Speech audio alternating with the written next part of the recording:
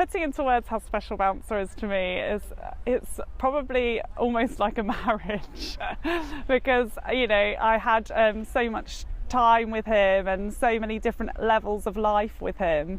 You know, he's probably like my true partner. You know, he's just been so loyal and taught me so much. So yeah, it's quite emotional really. It's almost taken me a year to be able to talk about it. So he's retired in a field with 2 youngsters, so he's got 11 acres to himself on top of a hill in Leicestershire, so where it all started. He's very happy munching and telling them what to do, so hopefully he can train up some, you know, superstars and tell them how to do cross country.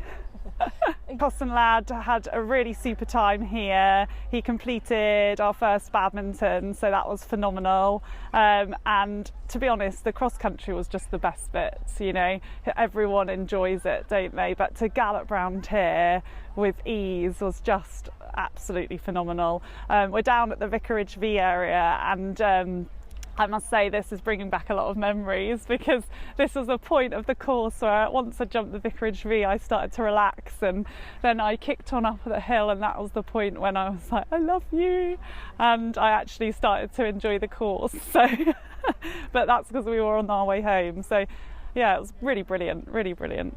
So he did 10 5-stars and we went from Pony Club Championships, doing all our first internationals, and you know, we just really, you know, it was a true story, you know, real dream come true. And yeah, he's just such a special boy, so the fact that I've had the honour to be able to give him a retirement is, you know, something that is special. He's been with you, hasn't he, every step of the way? Every step of the way, every working pupil placement, every, you know, yard that I went to, you know, so everywhere that we went, Bouncer came with me. So, you know, it is special, and that's what's special about being able to give them a retirement. You know, he truly deserved that. So I'm just very happy to be able to have done that for him. He has such a fan club as well. People recognise him because of his iconic jumping style and things, and the fact that would it be fair to say he tolerated the dressage so he could get to the jumping parts? Yes, he definitely tolerated the dressage to get to the jumping parts.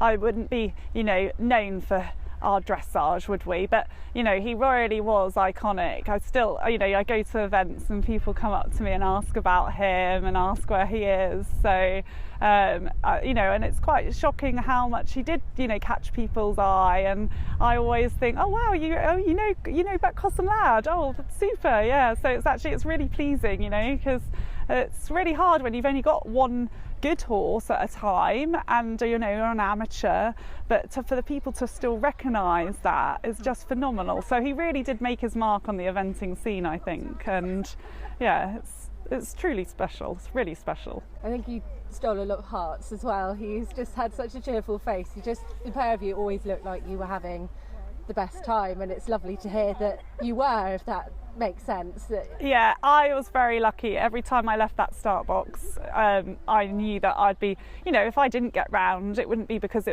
we had a silly run out and I just walked home to savour him.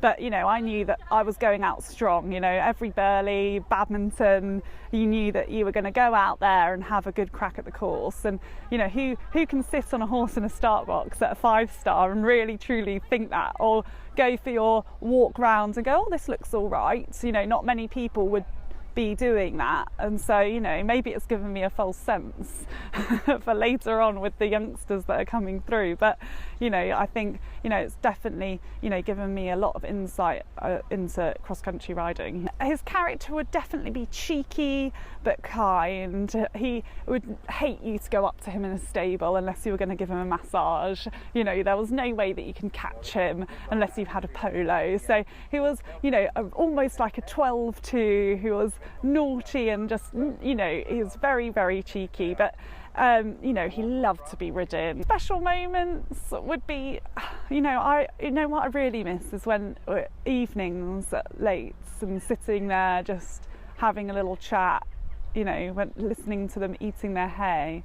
I think those are special moments, sitting especially in the stables at 3 days when they're having a snooze here at Badminton in the beautiful stables, and just sitting with him whilst he's asleep. That was probably, you know, some special times that you can spend with your horse. But, you know, the big iconic events, probably Burley in that horrendous rain and he lost a shoe and got round.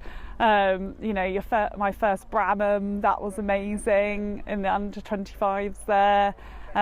An honour to be able to ride him, to be honest. You know, just so grateful that I found him as a 4-year-old at Queenholme, and that I've had the support from all of, you know, my trainers over the years. And, you know, that's probably, he's given me, you know, an insight into eventing, and I hope to hopefully be back here at some point. So, you know, I'm so grateful for that. You know, he's given me so much, so much.